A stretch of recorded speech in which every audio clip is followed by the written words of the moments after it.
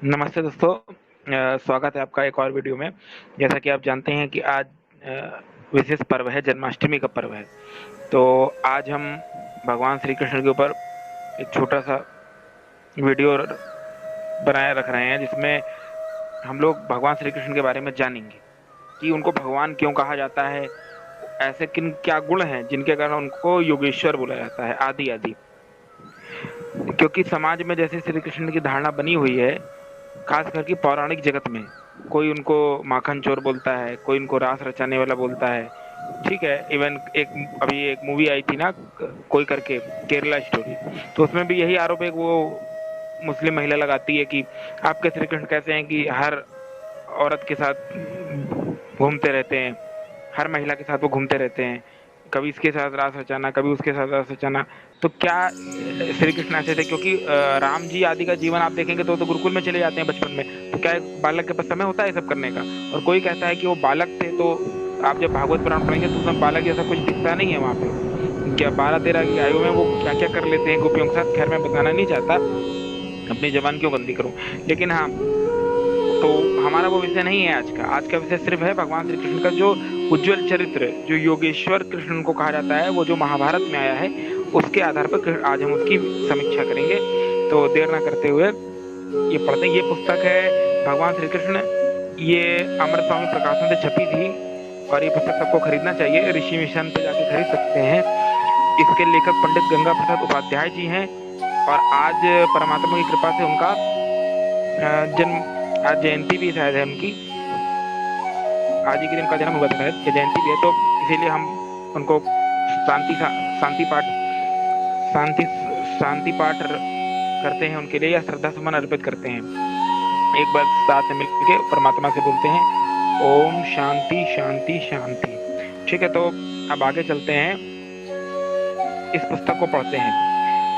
अब जैसा कि आप जानते हैं कि इस आर्यावर्त देश में भगवान राम और कृष्ण से जनजीवन लोगों का प्रभावित हुआ ही है, और आज लाखों सालों से प्रभावित हो ही रहा है।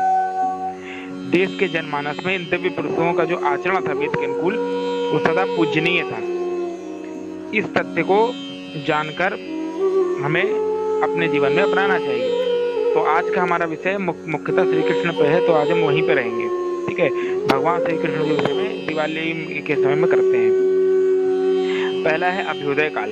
आज से लगभग 5000 वर्ष पूर्व श्री कृष्ण का जन्म हुआ। ऐसा माना जाता है कि महाभारत आज से 5000 साल पहले हुई, और ये तो सिद्ध भी हो चुका है, द्वारका आदि में मिली चुकी है। ठीक है, 3000 तो मिनिमम लोग मानते ही हैं। इसके लिए महाभारत में एक श्लोक दे रहे हैं कि ग्रह ग्रह ही राजानाः स्वयश स्वयश प्रियंकरः। घर घर में राजा लोग मौजूद हैं, केवल अपने ही हित में लगे हैं। भारत में गांधार से लेके सह्याद्री पर्वतमाला तक बिखरे स्वतंत्र रात को एक तरह के सूत्र में बांधने वाला कोई ना कोई था। मथुरा का राजा कंस, मगध का जरासंध, चेदी का शिशुपाल और हस्तिनापुर के दुर्योधन आदि दुष्ट, दुराचारी और विलासी थे।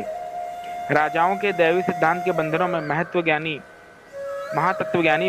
क्षमा करिएगा, महातत्वज्ञानी भीष्म जी कहते थे कि राजा परम दैवतम। ठीक है, तो इस घोर अंधकार, धार्मिक अधपतन एवं अत्याचार का साम्राज्य चारों ओर फैला हुआ था। ऐसी अंधकारमय यामिनी में भगवान श्री कृष्ण का जन्म भारत को महाभारत के आबद्ध करने के लिए हुआ। उन्होंने अद्भुत चातुर्य एवं अप्रतिम कौशल से इन राजाओं का विनाश करवाकर धर्मराज युधिष्ठिर का चक्रवर्ती राज स्थापित किया।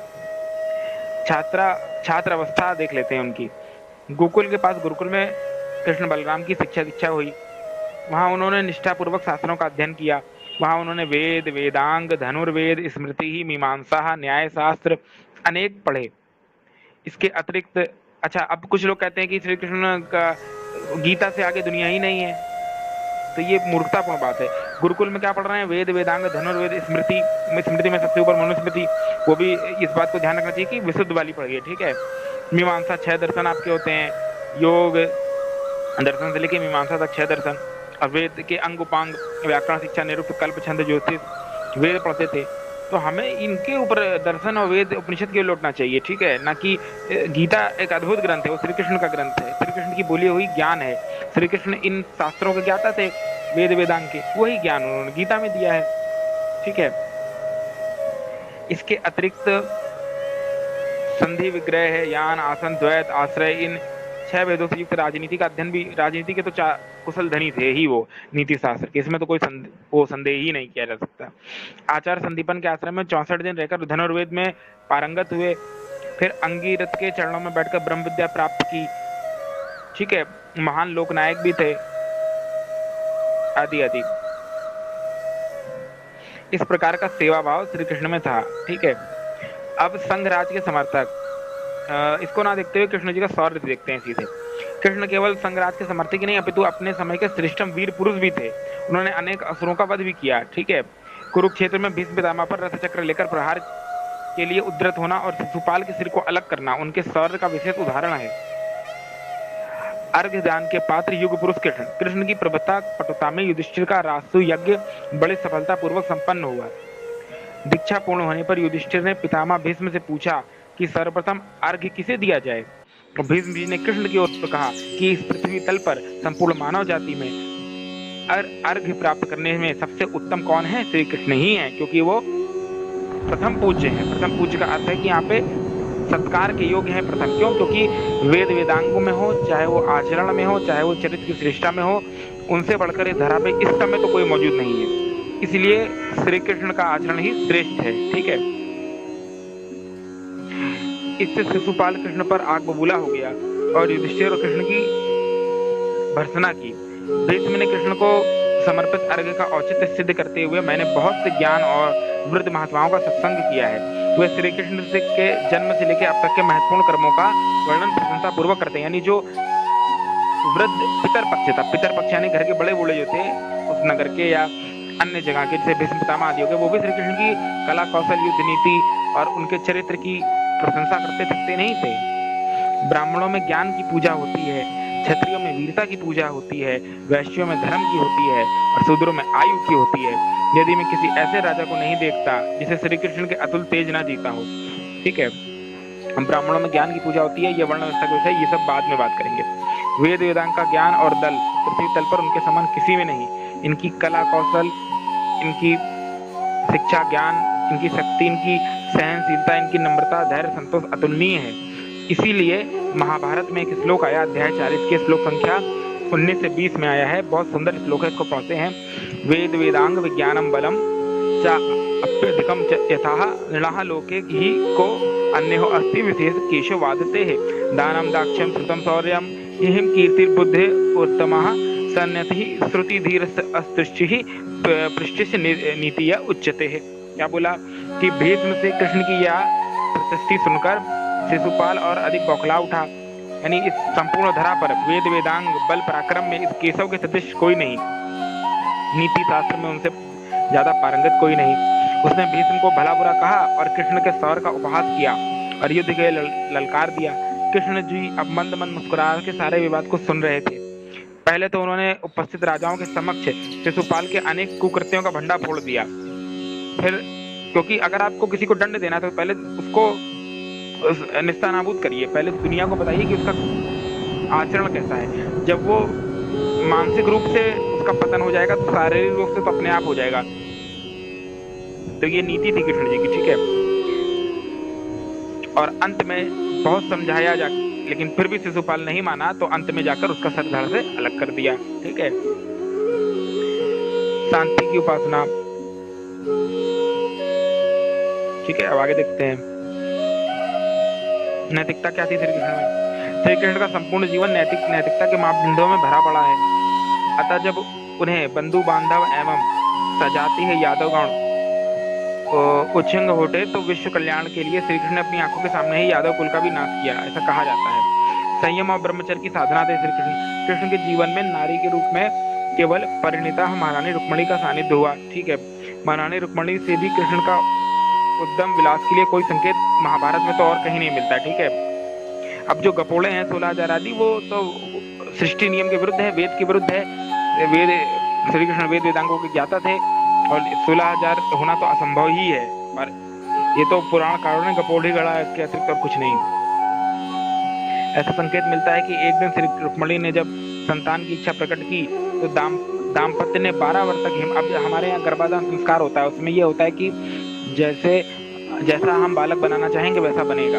तो उसके लिए जो स्त्री पुरुष होते हैं वे वैसा आचरण करते हैं, वैसा खान पान का पालन करते हैं, योग प्राणायाम करते हैं ताकि वैसी योग्य संतान हो। क्योंकि जो माता पिता के आचरण है, उनका खान पान है, उसका सबका सीधा असर बालक के स्वास्थ्य पर पड़ता है। ठीक है, तो इसीलिए उन लोगों ने सात्विक जीवन का अर्पण किया, योग साधना की दोनों ने, और 12 वर्ष तक ब्रह्मचर्य का पालन किया। कहाँ पे? हिमालय की घाटियों में रहकर। ठीक है, इस साधना से प्राप्त उनको प्रद्युम्न नामक पुत्र श्री कृष्ण को मिला।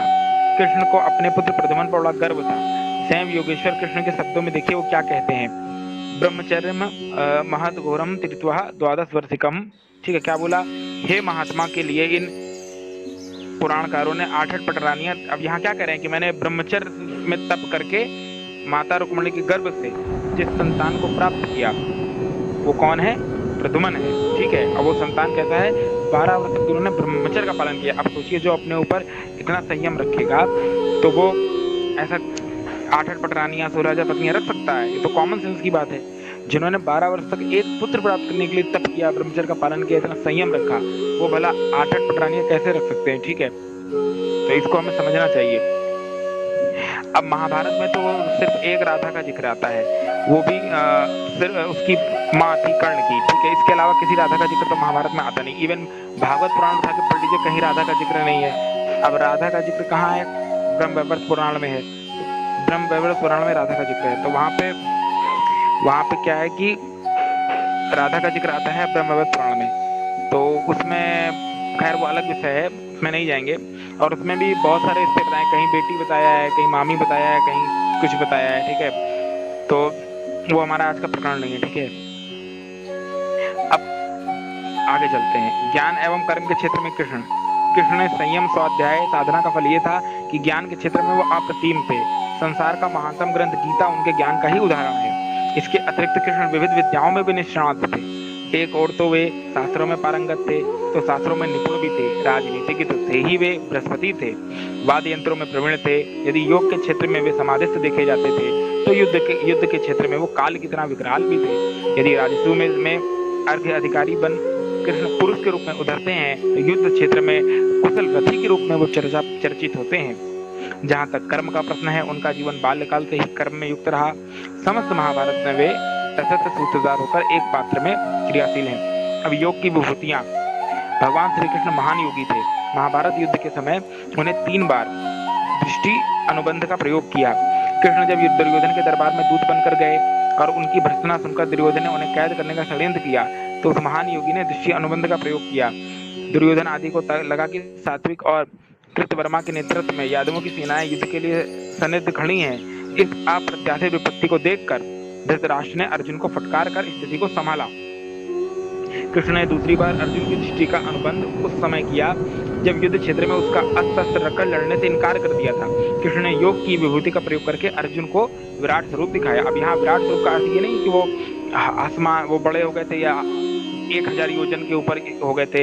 ये सब तो मूर्तापूर्ण बातें हैं। ये अब्राहमिक कल्टों में आता है। जैसे ये मूर्तापूर्ण बात की 30 मीटर का आदम था, वो अल्लाह ऐसा ऐसा उसको अपना चेहरा दिखाता था, और फिर ये था वो था। ठीक है, मूसा ने लाठी मारी जिससे सांप बन गया, आदि आदि। तो ये सब मूर्तापूर्ण बातें अब्राहमिक ग्रंथों में आती हैं, पर वैदिक ग्रंथों में इसका लेस मात्र भी कोई स्थान नहीं है। ठीक है, अब कृष्ण ने दूसरी बार अर्जुन की दृष्टि का अनुबंध उस समय किया। अब जयद्रथ वध के देखते हैं। जयद्रथ यानी वहाँ ज्ञान का विराट रूप दिखाया। कृष्ण जी ने दिखाया कि वो ज्ञान की दृष्टि से कितने ज्यादा महान है। ठीक है, अब हम थोड़ी देर 1 मिनट दिखाया। ठीक है, जयद्रथ वध के समय भी कृष्ण ने दृष्टि अनुबंध द्वारा सूर्य अस्त्र होने का बोध कराया, जिससे कौरवों का पक्ष शिथिल हो गया। ठीक है, अब कूटनीतिज्ञ थे।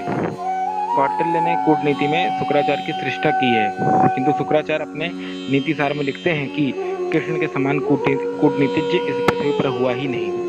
अब देखिए वो श्लोक, शुक्र नीति 4:12-17। ना कूटनीति ही भगवतः श्री कृष्ण सदृश नृपाः, यानी इस कूटनीति के क्षेत्र में श्री कृष्ण के सदृश महान राजा हुआ ही नहीं।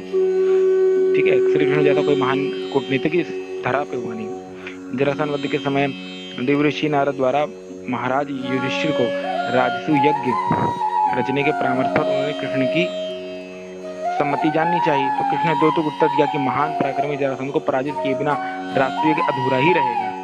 ठीक है, तो उन्होंने फिर ब्राह्मण आदि का भेष बना के वहां गए। उसमें से भी श्री कृष्ण ने जो है भीम के साथ मिलकर जरासंध को ललकारा। ठीक है, उन्होंने वेश परिवर्तन किया, मौन धारण करने द्वार से न आकर गिरिशृंग तोड़कर आने का कारण पूछा। कृष्ण ने उत्तर दिया, ब्राह्मण क्षत्रिय वैश्य तीनों ही स्नातक हो सकते हैं, अतः हमें क्षत्रिय स्नातक जानो। ठीक है, द्वार के न जाने का प्रयोजन शत्रु के द्वार में प्रवेश किया नहीं जा सकता। आगे देखिए, इसी से हमारे आने का प्रयोजन समझ लीजिए। जरासंध द्वारा यह पूछने पर कि मैंने आपका कोई अपराध नहीं किया, फिर मुझसे शत्रुता क्यों की? श्री कृष्ण ने कहा कि तुमने 76 राजाओं को बंदी गृह में तो डाल रखा है और उनकी बलि चढ़ाना चाहते हो, यह निस्संता का कार्य है। मैं कृष्ण हूँ, हे अर्जुन तथा भीम।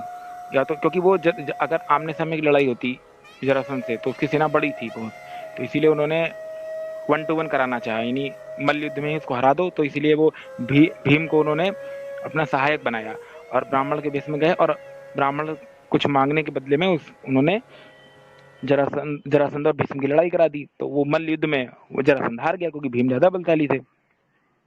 युक्ति थी ये। ठीक है, फिर उन्होंने कहा कि तुमने 76 राजाओं को बंदीगृह में डाल रखा है जरासंध, और तुम उनकी बलि चढ़ाना चाहते थे, यह निरसंता का कार्य है। मैं कृष्ण हूँ, अर्जुन तथा भीम।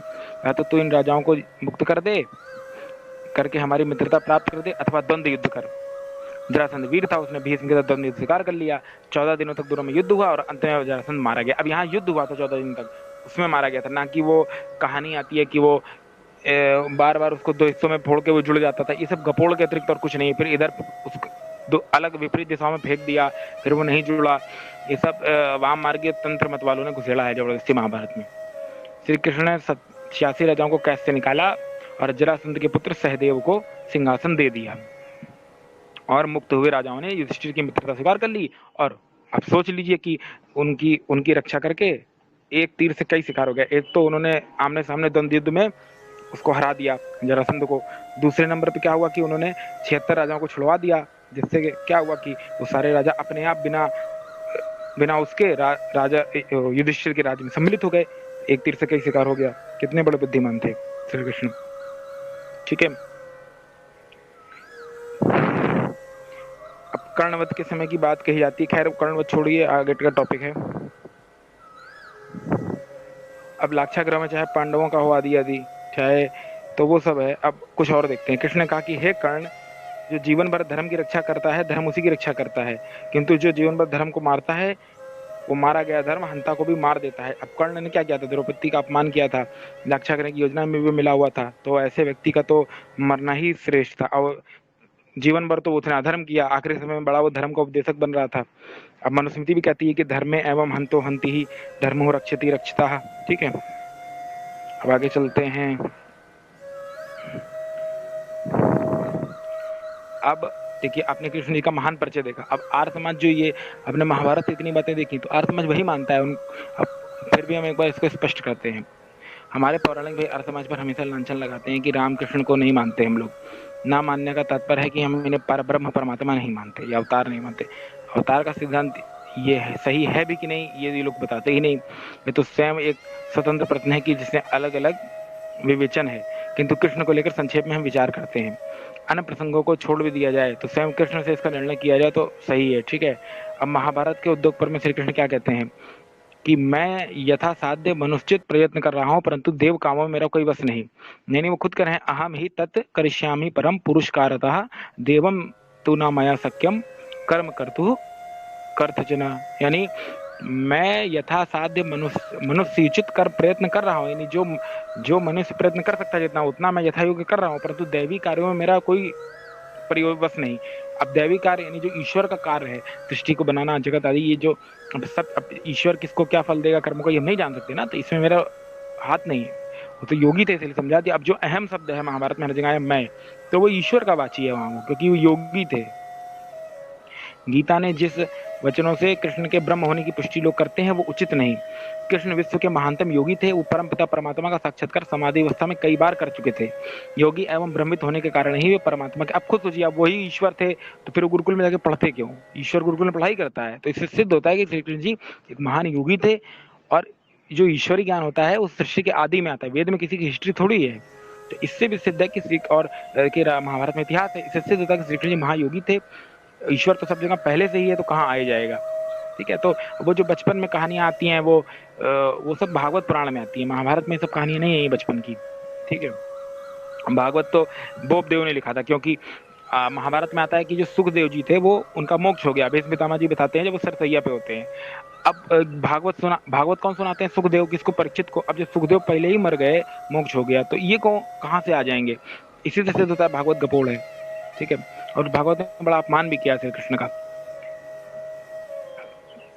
तो योगी और ब्रह्मविद थे वो, और गीता में वो कहते भी हैं अहमवाद प्रबल हो जाता है, आम गीता के वचनों से अहमवाद प्रबल होता है। उदाहरण चिन्ह के अंतर्गत मान लें तो सारी गुत्थी सुलझ जाती है। कृष्ण ने योग अवस्था अवस्था में गीता का उपदेश दिया, इसकी पुष्टि महाभारत करती है। कहा जाता है कि महाभारत युद्ध से निवृत्त होकर एक बार अर्जुन ने कृष्ण से पुनः कहा कि आप ये गीता का उपदेश दे दीजिए। तो श्री कृष्ण ने कहा कि अब मैं ये नहीं दे सकता, क्योंकि उस समय में योग में था। ठीक है, इस विवेचना से पाठक ये सहमत होंगे कि कृष्ण ईश्वर के अवतार नहीं थे, अपितु महान योगी थे, कूटनीतिज्ञ थे, मेधावी थे, सूरवीर थे।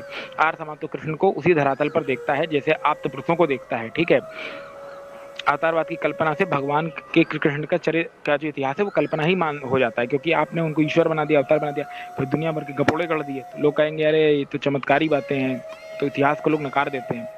इसी अवतारवाद से देश को बड़ी हानि हुई। आर्य समाज के इन्हीं शब्दों को राष्ट्रीय स्वयंसेवक संघ के संचालक डॉक्टर हेडगेवार जी भी कहते हैं। श्री कृष्ण ने हमारे जीवन में जो अद्भुत कार्य किए थे वे हमारे हाथों होने असंभव हैं। वे देवता थे, पूर्ण अवतार थे। देवताओं का अनुकरण मनुष्यों के लिए संभव नहीं। आदि कुछ ऐसी विकृत धारणाएं हमारे समाज में ऋण है। श्री कृष्ण के समान पूर्ण पुरुष को ईश्वर का अथवा अवतार की श्रेणी में ढकेल कर हम ऐसी धारणा बना देते हैं, उनके गुणों का असाधारण करना परे हो जाता है। जैसे आज शिवाजी महान पुरुष थे, अब उनको आज कहीं कहीं अवतार भी मानते हैं। तो इससे क्या होगा कि दुनिया भर की काल्पनिक कहानी गढ़ ली जाती हैं। फिर आदमी कहता है वो तो दैवी शक्ति थी, तो हम उसका अनुसरण कहाँ कर पाएंगे। तो इससे बड़ा नाश हो जाता है। फिर व्यक्ति पुरुषार्थ छोड़ के फिर अवतारवाद के भरोसे बैठ जाता है। तो यही किया गया रामकृष्ण और अन्य महापुरुषों के साथ, कि वो ब्रह्म एक ही ईश्वर, गीता में कहते हैं ना ओम इति एतद् अक्षरम ब्रह्म, वो ओम ही एक अक्षर ब्रह्म है, उसी की उपासना वो भी करते थे। अब बात आती है कि अभी तक हम लोग कृष्ण जी को भगवान कह रहे हैं, तो अब भगवान को कहते क्यों हैं वो देखते हैं। ऐसी ठीक है, भगवान क्यों कहते हैं, इस समाधान के लिए हम आपको बताते हैं कि जो भगवान शब्द है वो संस्कृत के भग धातु से बनता है, जिसका अर्थ होता है ऐश्वर्य, ठीक है, महानता, यश, श्री, सद्गुण और नीति, धर्म, पुरुषार्थ, इसके कारण वो भगवान है। ठीक है, संपूर्ण ऐश्वर्य समरगस्य धर्मस्य यश सह श्रीशः ज्ञान वैराग्य शैवचः शैव प्रणाम च भग इतिरेवः, यानी ऐश्वर्य, यश, श्री, ज्ञान, वैराग्य, छह का नाम भग है। जिनके पास ये गुण होता है वो भगवान कहलाता है। ठीक है, इसीलिए श्री कृष्ण भगवान थे। अब आर्य समाज का कृष्ण क्या संबंध है वो देखते हैं। आर्य समाज की उपासना पद्धति में पंचमहायज्ञ और संध्या आदि है, और योग पर विशेष बल देते हैं। कृष्ण की भी उपासना पद्धति में यही था। कृष्ण भी प्रातः सायं संध्या हवन करते थे। ठीक है, इसके लिए हस्तिनापुर जाते समय मार्ग में उन्होंने रथ रुकवाकर संध्या की। प्रातःकाल दुर्योधन की सभा में जाने से पूर्व संध्या हवन से निवृत्त होते हैं। अवतरणी रथः तृणः कृशौचम यथा विधि, ये देखिए आया है, संध्या शब्द आया यहाँ, देखिए साफ साफ श्लोक में देख लीजिए मूल। अब उद्योग पर में आया है, यहाँ पर हुतः अग्नि सम, शौच आदि से निवृत्त होकर प्रातःकाल संध्या हवन किया, हुतः अग्नि आया है। ठीक है, भगवत गीता के 3 अध्याय में अग्निहोत्र आदि का वर्णन किया है। अब पाखंड का विरोध, आर्य समाज धर्म के नाम पर पहले पाखंड का विरोध करता है। श्री कृष्ण का सारा जीवन ही पाखंड खंडन से भरा हुआ है। धर्म के नाम पर ढोंग फैलाने वालों को गीता कहती है कि जो मूल बुद्धि पुरुष कर्मेंद्रिय को रोककर इंद्रियों के भोगों का मन से चिंतन करता है वो मिथ्याचारी तो दंभी कहलाता है, भोग करता है जो। अब वर्ण व्यवस्था का स्वरूप आत्मा मानता है कि आत्मा गुण कर्म के अनुसार वर्ण व्यवस्था मानता है। इस संबंध में कृष्ण क्या कहते हैं, चतुर्वर्णम मया सृष्टः गुण कर्म विभाग सह, यानी गुण और कर्मों के आधार पर ही चारों वर्ण की व्यवस्था बनाई गई। इसी को आर्य समाज भी मानता है, ना कि जन्म से कोई ब्राह्मण होता है। वेद, आर्य समाज वेद ब्रह्मा से लेकर जैमिनी पर्यंत वैदिक कर्म को मानता है और वेदों को अपौरुषीय मानता है। परंतु पौराणिक समाज सिर पर तो वेदों से भी आगे निकल जाता है। एवं पुराणों में तो वेदों की निंदा भी की गई है। भागवत को पंचम वेद बताते हैं। ठीक है, अब भगवान श्री कृष्ण के विचार आर्य समाज से मिलते हैं। कैसे, गीता में 3:15 में आता है, कर्म ब्रह्म उद्भवम विधि ब्रह्माक्षर समुद्भवत, कर्म को तू वेद से उत्पन्न हुआ जान और वेद अविनाशी परमात्मा से उत्पन्न हुआ जान। स्पष्ट है कि अब अविनाशी जिसका जो नष्ट ना हो, जन्म आदि ना हो। अब कृष्ण जी का तो जन्म हो रहा है तो अविनाशी कैसे होंगे? इससे सिद्ध होता है कि वहाँ वो ओम इति एतत् अक्षर ब्रह्म, एक ब्रह्म की बात कर रहे हैं। स्पष्ट है कि आर्य समाजी पौराणिकों की अपेक्षा अधिक श्री कृष्ण को मानते हैं, बस वो आडंबर नहीं करते इनकी तरह। श्री कृष्ण के चरित्र के विषय में महर्षि दयानंद भी कहते हैं सत्यार्थ प्रकाश के 11वें समोल्लास में कि श्री कृष्ण जी का इतिहास महाभारत में अति उत्तम है। उनका गुण कर्म स्वभाव आप्त पुरुषों को सदृश है। आप्त पुरुष उसको कहते हैं जिसने जन्म से लेकर मृत्यु तक कोई भी अधर्म का आचरण ना किया हो। बाकी ये जो दोष आदि हैं, मक्खन चोरी करना, कुब्जदासी के साथ समागम, पर स्त्री से रासमंडल क्रिया, मिथ्या भाषण, ये सब भागवत वाले ने लगाया है। अगर ये भागवत ना होता तो श्री कृष्ण जैसे महात्माओं की झूठी निंदा ना होती। ठीक है, अंत में यही कहेंगे कि परमात्मा हमें श्री कृष्ण के आदर्शों का अनुकरण करने का बल दे। ठीक है, ओम सम इति। भारत माता की जय, योगेश्वर श्री कृष्ण की जय। सबको जन्माष्टमी की हार्दिक शुभकामनाएं। नमस्ते।